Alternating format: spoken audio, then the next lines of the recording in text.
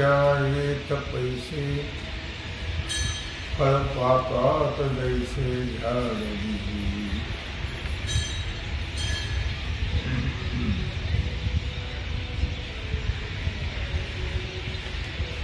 भगवान सिद्धेश्वराच्या आश्रमात होते.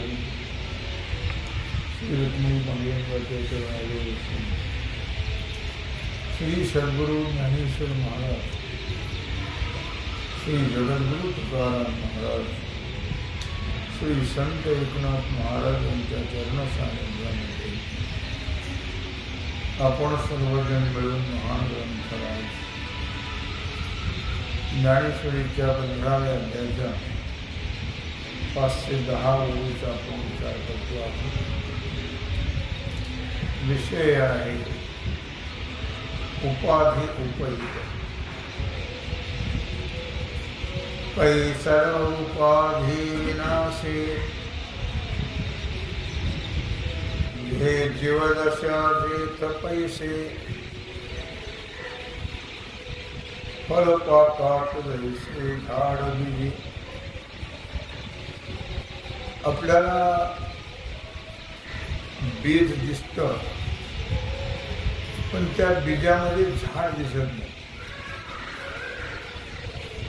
तेच बी आपण लावलं पेरलं त्यातून झाडाची उत्पत्ती होते. म्हणजे त्या बीजामध्ये झाड हे सूक्ष्म रूपाने असते. बीज दिसत नाही, झाड दिसते. झाड दिसत नाही, बीज दिसते. म्हणजे बीजाशिवाय झाड झालं असं म्हणता येईल का? नाही. बीजापासून झाड होत. बीज पेरजे शेती मग गाडीवरी वाहती. चुकून बघायनंतर शेतामध्ये बीज पिशवीमध्ये नेऊन पेरल्या जाते आणि गाड्यावर वाहल्या जाते. त्याप्रमाणे तैसे उपाधी उपहित ठोकोणी थाके देत तया ते अव्यक्त बोलती गा. क्षर पुरुषाची देहादिक ही उपाधी आहे आणि त्या उपाधीच्या संबंधाने असणारा जो क्षर पुरुष उपहित हे दोन्ही जिथं लीन होऊन जातात, उपाधी आणि उपहित. अर्जुना त्याला अव्यक्त असं म्हटलं जातं.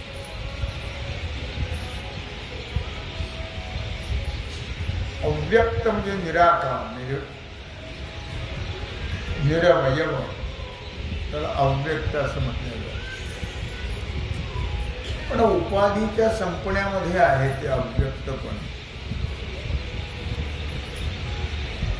उपाधी आणि उपहित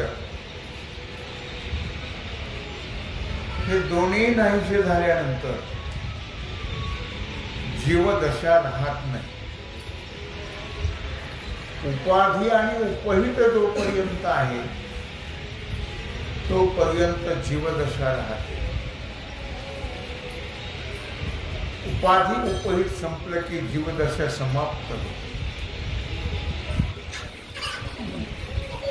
आणि ज्या ठिकाणी जीवदशा समाप्त होते त्यालाच नाव आहे अव्यक्त. घन अज्ञान सुषुप्ती तो बीजाभाव म्हणती. एर स्वप्न हन जागृती फळभाव तो. घन अज्ञान सुषुप्ती, निद्रा झोप जी आहे ती गाढ अशा अज्ञानाची अवस्था आहे, तमोगुणाची अवस्था आहे.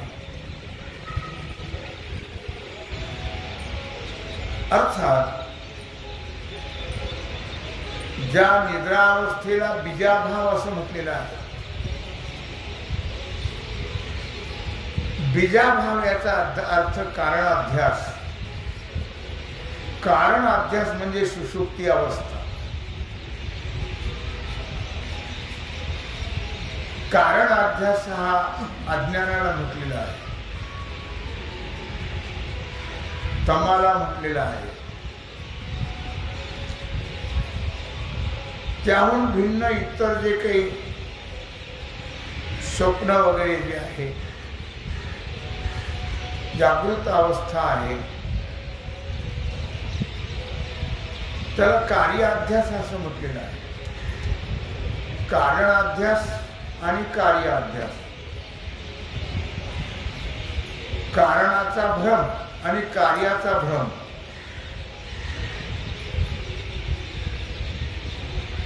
अर्थात म्हणून जागृत अवस्थेला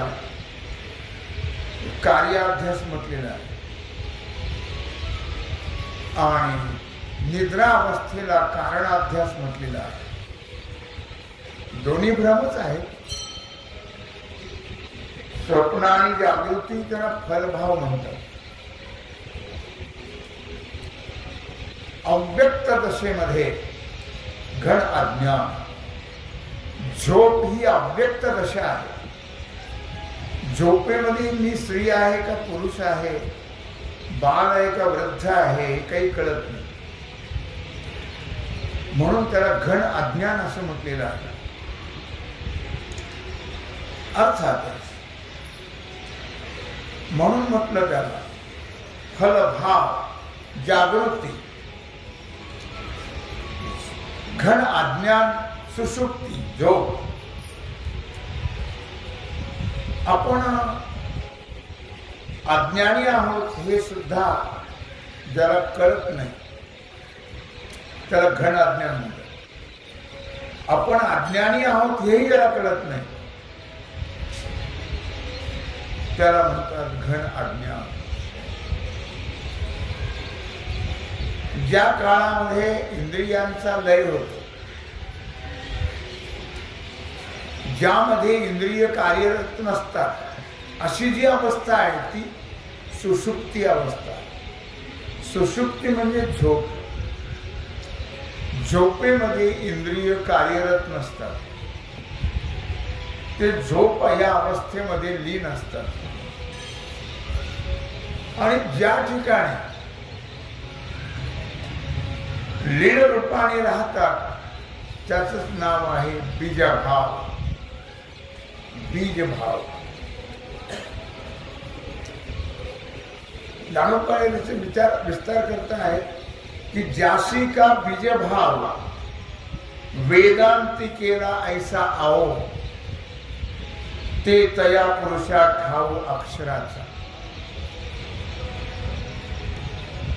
जयासी का बीज भाव, ज्या अव्यक्त दशेला वेदांत शास्त्रामध्ये बीज भाव हे नाव आहे. अव्यक्त दशेला झोप ही अव्यक्त दशा आहे, तिला सुद्धा बीज भाव म्हटलेला आहे. आणि तेच ठिकाण आहे अक्षर पुरुषाचं राहण्यास. बीजभाव म्हणजे बीज अंकुर भाव. ज्या ठिकाणी अक्षर पुरुष राहतो, ज्या अव्यक्ताला वेदांतामध्ये बीजभाव म्हटलेला आहे, तो या अक्षर पुरुषाचं राहण्याचं ठिकाण आहे. मांडुक्य उपनिषदामध्ये बीजभाव हा शब्द आलेला आहे. याचाच अर्थ बीजभाव, याचा अर्थ घन अज्ञान. घन अज्ञान माया हे ज्याचं राहण्याचं ठिकाण आहे त्याला म्हणतात अक्षर पुरुष. जेथोन अन्यथा ज्ञान, ठाकोन जागृती स्वप्न, नाना बुद्धीचे रान, रिगाली असे 15व्या अध्यायाचा शेवट आहे. मी तुम्हाला सांगितलं काल 15वा अध्याय म्हणजे ज्ञानकांडाचा शेवट. 12व्या अध्यायाच्या 13व्या श्लोकापासून तो इतिगुह्यतमम शास्त्र, 15व्या अध्यायाचा शेवट ज्ञानकांड आहे. आणि त्या ज्ञानकांडाचा शेवट होतो. गीतेमध्ये 3 कांड आहेत, कर्म, उपासना आणि ज्ञान. पहिला अध्याय हा शास्त्र प्रस्ताव आहे, त्याला अर्जुन विषाद योग म्हणतात. दुसऱ्या अध्यायामध्ये सांख्ययोग सांगितलं. तिसऱ्या अध्यायामध्ये केवळ कर्म सांगितलं. चौथ्या अध्यायाच्या 24व्या श्लोकापासून तो 12व्या अध्यायाच्या 12व्या श्लोकापर्यंत उपासना कांड आहे. आणि 12व्या अध्यायाच्या 13व्या श्लोकापासून तो 15वा पूर्ण ज्ञान कांड आहे. गीतेची समाप्ती जवळपास इथं होते. 16व्या अध्यायामध्ये दैवी आसुरी संपत्ती सांगितली. 17व्या अध्यायामध्ये 3 प्रकारची श्रद्धा सांगितली. आणि 18व्या अध्यायामध्ये संपूर्ण गीतेचं अवतरण सांगितलं. म्हणून 18वा अध्याय नव्हे, एक अध्याय गीताची आहे असं म्हटलेलं आहे. तेव्हा जेथोनी अन्यथा ज्ञान, फाकोनी जागृती स्वप्न, नाना बुद्धीचे रान रिगाले असे. म्हणून हा ज्ञानाचा शेवट आहे. थोडासा त्या 2-4 ओव्या ज्या आहेत शेवटच्या, त्या थोड्या सखोल आहेत, आपल्या दृष्टीने त्या क्लिष्ट आहेत, थोडेसे कळण्याला थोडंसं अवघड, जे आपल्या कानावर कधी शब्द आलेच नाही आत्तापर्यंत, म्हणून त्याला क्लिष्ट म्हणायचे.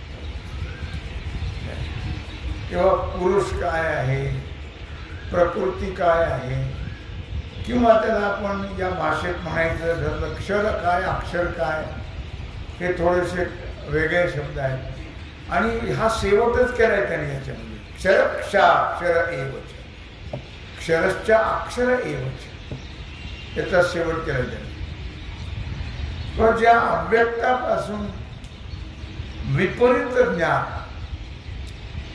ही जागृती आणि स्वप्न अवस्था यांचा विस्तार होतो. विपरीत ज्ञान आहे. ज्या ठिकाणी आम्हाला जागृती अवस्थेतही काही कळत नाही, झोपेत तर काही कळतच नाही, गाढ तमगुणाची अवस्था आहे, स्वप्नातही काही कळत नाही. जेव्हा जागे होऊ तेव्हा कळतं. जागे म्हणजे सकाळी 8ला उठल्यावर न, जाग म्हणजे ज्ञान जागृती. ज्यावेळी आपण ज्ञानरूपी जागृतीत येऊ तेव्हा आपल्याला कळेल. तोपर्यंत आपण झोपेत आहोत. अज्ञानाची अवस्था म्हणजे झोप. जोपर्यंत आपल्याला हे शरीर काय प्रकार आहे, हे किती तत्वाचं आहे, या 3 प्रकार आहेत. स्थूल, सूक्ष्म, कारण. स्थूल देह पंचमहाभूताचा आहे, पंचकृत पंचमहाभूताचा. सूक्ष्म देह 17 तत्वाचा आहे, पंच ज्ञानेंद्रिय, पंचकर्मेंद्रिय, पंचप्राण आणि मनोबुद्धी. आणि कारण देह आहे अज्ञान. हे 3 देह आहेत. 3 अवस्था आहेत, जागृत, स्वप्न, सुषुप्ती. बाल, वृद्ध, तरुण, वृद्ध हे 3 अवस्था वेगळ्या. या 3 अवस्था आहेत. तेव्हा जीवाच्या ठिकाणी जोपर्यंत जीवपणा आहे तोपर्यंत अज्ञान. अज्ञान गेलं की जीवपणा गेला, जीवपणा गेला की सर्व संपलं. जन्म, मरण, सुख, दुःख, पाप, पुण्य सगळं समाप्त होतं ज्ञानाने. ज्ञानाग्नी सर्व कर्माणी भस्मसात करू ते. म्हणून ज्ञान हे फार महत्वाची चीज आहे. ते ज्ञान म्हणजे आपल्या स्वरूपाचं ज्ञान. स्वरूपाचं ज्ञान म्हणजे आरशात पाहिल्यावर दिसतं त्याला स्वरूप म्हणत नाही. स्वरूप म्हणजे आत्मस्वरूप, हे आपलं स्वरूप आहे. आणि त्याचं ज्ञान जोपर्यंत होत नाही तोपर्यंत जन्म, मरण, सुख, दुःख, पाप, पुण्य हे सगळं संपत ज्ञान झालं की सर्व समाप्त होतं आणि मग स्वस्वरूपाची प्राप्ती, आत्मस्वरूपाची प्राप्ती होते. पुन्हा जन्म मरण नाही. अन्यथा ज्ञान, विपरीत ज्ञान, जागृती, स्वप्न, सुषुप्ती म्हणून याचा विस्तार सांगितला थोडा तुम्हाला. बुद्धीच्या रानामध्ये जर आपण प्रवेश केला तर अक्षर पुरुषाचं राहण्याचं ठिकाण, कारण या ज्ञान अज्ञानातीत आहे. तो ज्ञानातही नाही ना अज्ञानातही नाही. कारण सर्व इंद्रिय आणि मन यांचा व्यवहार जो आहे तो जागृत अवस्थेत चालू असतो. झोपेमध्ये किंवा स्वप्नामध्ये देहाचा, इंद्रियाचा व्यवहार चालू नसतो. त्यावेळी सुप्त स्थिती असते. त्यावेळी सर्व इंद्रिय लीन होतात. देह सुद्धा मृतवत पडलेला असतो. म्हणून म्हटलं, घेतो झोप सुखी, फिरवून उठतो ही ईश्वराची दया. मेहरबानी आहे देवाची.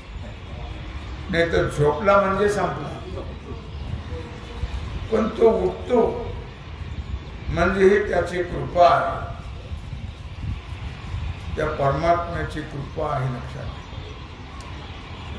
डोळ्याने बघतो ध्वनी परिसतो, काणी पदी चालतो, जिव्हेने रस चाकितो, मधुरही वाचे आणि बोलतो, हाताने बहुसाल काम करीतो, विश्रांती घ्यावया, घेतो झोप सुखी, फिरवून उठतो ही ईश्वराची दया. आपण झोपेतून जागे होतो त्याची कृपा आहे. तर झोप म्हणजे संपलं. म्हणून या अवस्था ज्या आहेत, या अवस्था बीजभाव त्यांना म्हटलेला आहे. या अवस्थेमध्ये या तमोगुणाच्या अवस्था आहेत. जीवत्व जेथून किरीटी, विश्व उठविताची उठी, ते उभय बोधांची मिठी अक्षर पुरुष. अक्षर पुरुषाचं वर्णन चाललेलं आहे. जीवित्व जेथून किरीटी, विश्व उठविताची उठी. अर्जुना, ज्या अव्यक्तापासून जीव ही कल्पना, विश्व ही कल्पना, अर्थात या कल्पनेमध्ये उत्पन्न करत उठते. अव्यक्तापासून जीव ही कल्पना निर्माण होते, विश्व ही कल्पना निर्माण होते अव्यक्तापासून. आणि या दोन्ही कल्पनेचा जिथं लय होतो त्याला म्हणतात अक्षर पुरुष. हा जीव जो आहे तो स्वतःच जीवत्व आणि जगत जिथून घेऊन येतो त्याचं नाव अक्षर पुरुष आहे. जीव हा स्वतः जीवत्व आणि जगत्व जिथून घेऊन येतो त्याचं नाव आहे अक्षर पुरुष. आणि या अक्षर पुरुषाचं नाव आहे बीजभाव. त्याला बीजभाव म्हटलेला आहे, फळभाव म्हटलेला आहे. जसं बीजापासून वृक्ष होतो आणि वृक्षापासून फळ येतं, शेवटची अवस्था आहे. जीव हा त्या अक्षर पुरुषाचं फळ आहे. हा जीव त्यापासून एकटाच येत नाहीये. तो आला की जग येतं, जगाचं ज्ञान येतं, विश्वाची कल्पना घेऊन तो येतो. आणि ज्यापासून ते जाणतो जीव जगत, तो अक्षर पुरुष आहे. तात्पर्य असं आहे की अक्षर पुरुषापासून जीव हा जीवदशेसह विश्व घेऊन येतो आणि त्या अक्षर पुरुषातच ही जी जीवदशा आहे आणि हे विश्व आहे हे जेव्हा लय पावल्या जातं तेव्हा मोक्ष सुरू होतात. तिथूनच येतं तिथूनच लय पावल्या जातं. एक अक्षर पुरुष का जनी जी खेळे जागृती स्वप्नी ती अवस्था जो दोन्ही वियाला गा. जो क्षर पुरुष आहे तो जगामध्ये जागृती आणि स्वप्न या दोन अवस्थांनी खेळत असतो. क्षर पुरुष जीव जागृती आणि स्वप्न या दोन अवस्थांनी खेळत असतो. आणि या दोन अवस्था ज्या आहेत त्या अक्षर पुरुषापासून उत्पन्न झालेल्या आहेत. जागृती आणि स्वप्न. क्षर पुरुषाच्या ठिकाणी जे काही आहे ते सर्व अक्षरापासून आहे. जीवत्व जिथून घेऊन येतो हा अक्षर पुरुष. जीव जागृती स्वप्न या अवस्थामध्ये तो खेळत राहतो. म्हणजे कधी इंद्रियांना बाह्य जगताचं ज्ञान करून देतो तर कधी मनोव्यापाराने मानसिक इंद्रियद्वारा किंवा मानसिक क्रियेच्या द्वारा संकल्पात्मक ज्ञान करून देतो. पण त्याला ज्या अवस्था आहेत त्या मात्र अक्षर पुरुषापासूनच प्राप्त होतात. मग ती जागृती असेल, सुषुप्ती असेल, स्वप्न असेल, या अवस्था अक्षर पुरुषापासून प्राप्त होतात. आणि ज्यावेळी या तिन्ही अवस्था अक्षर पुरुषामध्ये लीन होतील तेव्हा जीव संपला. पै अज्ञान घन सुषुप्ती म्हणजे ज्याच्याकरता आत्मज्ञान किंवा अध्यात्मज्ञानाला म्हणतात त्याची आवश्यकता आहे. त्याशिवाय जीवदशा संपत नाही. जीवदशा संपल्याशिवाय मोक्ष प्राप्त होतो. जन्म मरण संपत नाही. पै अज्ञान घन सुषुप्ती ऐसैसी जे का ख्याती या उनी एकी प्राप्ती ब्रह्माची जे. आता या अवस्थेमध्ये अज्ञान घन सुषुप्ती असे प्रसिद्ध नाव आहे. आणि या अवस्थेच्या प्राप्तीलाच आम्ही ब्रह्मप्राप्ती असं म्हटलेलं आहे. पण म्हटलं असतं असं, पण हिच्यामध्ये एक उणीव आहे. या अवस्थेला आम्ही म्हटलं असतं घन अज्ञान सुषुप्ती जी आहे ते निर्विकार स्थिती आहे, त्याला आम्ही ब्रह्मप्राप्ती म्हटलं असतं. पण त्याच्यात एक कमीपणा आहे. काय कमीपणा आहे? जर त्या अवस्थेमध्ये आम्हाला कळलं असतं तर मग ती ब्रह्मस्थिती प्राप्त झाली असती. पण त्या अवस्थेमध्ये काहीच कळत नाही म्हणून ती अवस्था जी आहे ती मूढ अवस्था आहे. मूढ घन अज्ञान त्याला म्हटलेलं आहे. अक्षर पुरुषाला घन अज्ञान सुषुप्ती या नावाने संबोधित केलेलं आहे. आणि या अक्षर पुरुषाचं आतापर्यंत वर्णन जर पाहिलं तर हे मध्यस्थ वर्णन आहे. बाकी सगळं निष्क्रिय आहे. कारण हा जो अक्षर पुरुष आहे तो क्रियारहित आहे. तो दिसतही नाही, कळतही नाही. त्याच्यापासून विश्व, त्या अक्षर पुरुषापासून जीवत्व आणि त्या जीवाला या 3 अवस्था, जागृत, स्वप्न, सुषुप्ती, त्या अक्षर पुरुषापासून प्राप्त. हे सर्व वर्णन आपण आतापर्यंत पाहिलं.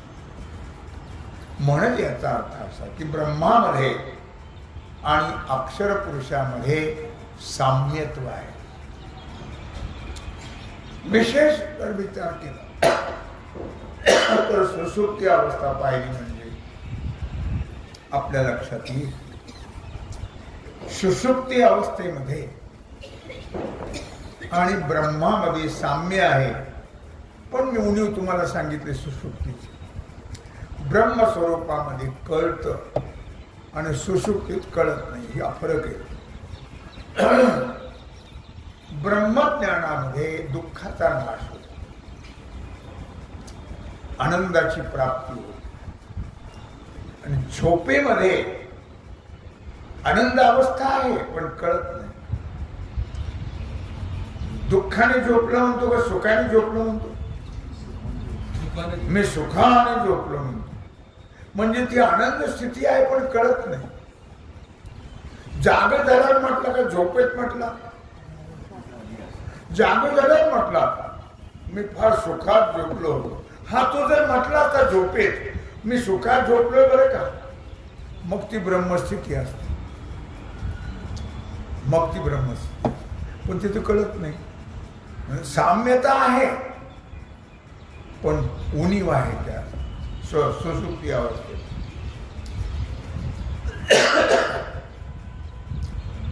ब्रह्मस्थितीमध्ये आणि झोपेमध्ये सगळ्यांचा विसर पडतो, हे समत्व आहे. पण ब्रह्मस्थितीत आनंदाचा अनुभव येतो. सुषुप्तीमध्ये आनंद आहे पण जागल्यावर कळतो. हा फरक आहे त्याचा, ही उणीव आहे. नाही तर झोपेला सुद्धा आम्ही म्हटलं असतं ही ब्रह्मस्थिती आहे. पण हा उणेपणा तिच्या ठिकाणी आहे. तर त्याच्यामध्ये विसर आहे सगळ्यांचा. लिंग विसर आहे, स्थितीचा विसर आहे, अवस्थेचा विसर आहे, सगळा विसर पडतो त्याच्यामध्ये. झोपेमध्ये काहीही आठवत नाही माणसाला. तशी ब्रह्मस्थिती आहे.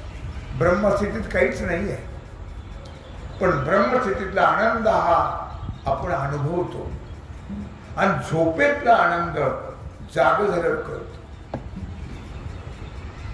सातची पुढते विरा जैन येता स्वप्न जागरा. इथं ब्रह्मभाव सांगितलाय. तरी ब्रह्मभाव साचोकारा म्हणो येता. खरोखर अर्जुना, जर हा अक्षर पुरुष पुन्हा स्वप्न आणि जागृती या अवस्थेला आला नसता तर याला खरोखर ब्रह्मभाव म्हटला असता. पण याला ब्रह्मभाव म्हणता येत नाही. त्याचं कारण माऊली या उभीत सांगतायत. यात उणेपणा कोणता आहे ते सांगतात. त्याचा उणेपणा जो आहे तो हा पुरुष जो आहे तो पुन्हा या 3 अवस्थेला प्राप्त होतो. हा उणेपणा आहे.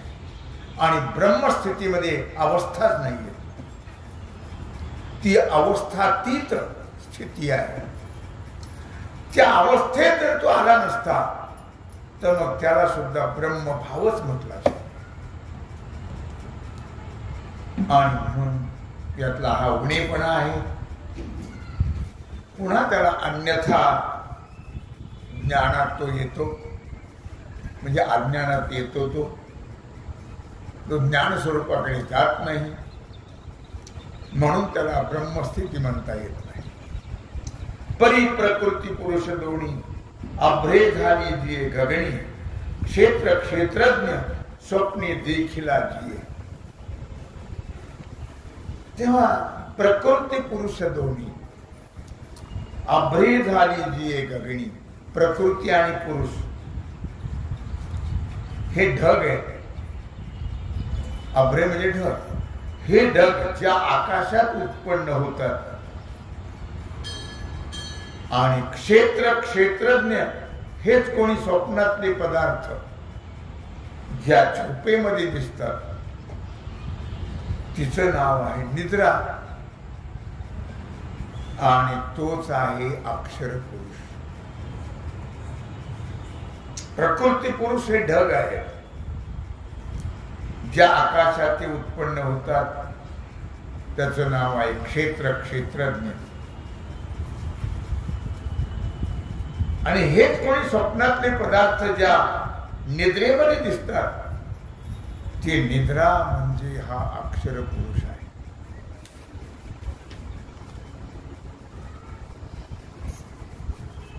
तेराव्या अध्यायामध्ये क्षेत्र क्षेत्रज्ञ सांगितले. क्षेत्र हे शरीराला म्हटलेलं आहे आणि क्षेत्रज्ञ जीवाला म्हटलेलं आहे. क्षेत्र क्षेत्रज्ञ, क्षेत्राला जाणणारा तो क्षेत्रज्ञ आणि क्षेत्र शरीर याचा विचार 13व्या अध्यायात खूप सुंदर केलेला आहे. खूप मोठं भगवंताने याचं वर्णन केलेलं आहे. या अक्षररूपी आकाशामध्ये प्रकृती आणि पुरुष हे दोन्ही ढग आलेले आहेत. या अक्षर पुरुषापासून जीव स्व विश्व घेऊन उठतो. अक्षर पुरुषापासून म्हणजे तो आकाराला येतो आणि जगतासह जीव येतो. एकटाच येत नाही. प्रकृती आणि पुरुष म्हणजे द्वैत तो घेऊन येतो. द्वैत नाही आहे पण आम्हाला तसं कधी वाटतच नाही. अद्वैत आहे म्हणजे प्रकृती वेगळी समजतो, पुरुष वेगळा समजतो, आत्मा वेगळा, जीव वेगळा आहे असं आम्ही समजतो. स्त्री वेगळी आणि पुरुष वेगळा आहे असं आम्ही समजतो. पण या ठिकाणी द्वैत नाहीये, अद्वैत आहे. लिंग भेदाने जरी आम्हाला असं वाटत असेल तरी आत्मा आत्मी हा भाव नाहीये लक्षात. आणि त्यामुळे त्याला ब्रह्मप्राप्ती किंवा अद्वैत म्हणता येत नाही. पुरुष परत तुझे ढग आले की आभाळ आकाश झाकल्या जात, निरभ्र राहत नाही. आणि त्यामुळे क्षेत्र क्षेत्रज्ञ दोन्हीही स्वप्नवत आपल्या ठिकाणी आहेत असं वाटतं. मग त्या क्षेत्र क्षेत्रज्ञाचा विचार ज्ञानाच्या द्वारे केला जातो. याला क्षेत्र क्षेत्रज्ञ कळाला की त्याला अध्यात्मामध्ये त्याचा प्रवेश होतो आणि मग तो मार्गी लागला जातो. तसं या 15व्या अध्यायाच्या शेवटी जसं अक्षर आणि अक्षर याचा विचार केला तसा 13व्यामध्ये क्षेत्र आणि क्षेत्रज्ञ याचा विचार केलेला आहे. हे असो अधो शाखा या संसार रूपा रुखा मूळ ते पुरुषा अक्षराचे.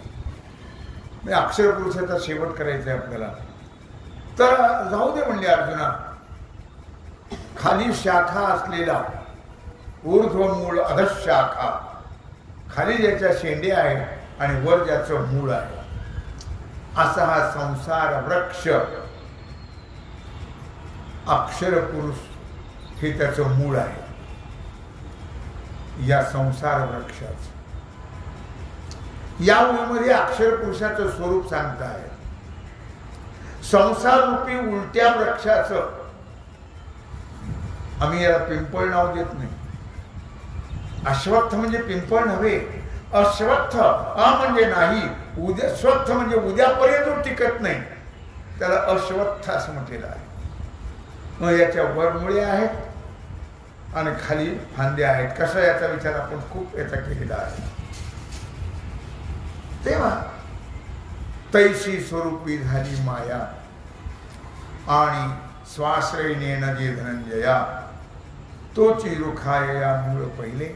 तेव्हा माया जी आहे ही स्वाश्रय स्वविषया परमात्म्याच्या आश्रयावर निर्माण होते आणि परमात्म्याला कळू देत नाही. म्हणजे परमात्म्याला झाकते, त्या मायेची निवृत्ती ज्ञानाने होते आणि ज्ञान झाल्यानंतरच स्वस्वरूपाची प्राप्ती होते, असं वर्णन या ठिकाणी भगवान अर्जुनाला सांगता आहे. तेव्हा झालेली सेवा भगवत चरणी समर्पित करून राहिलेला जो सेवेचा भाग आहे तो आपण उद्या पुंडलिक वरदे श्री ज्ञानदेव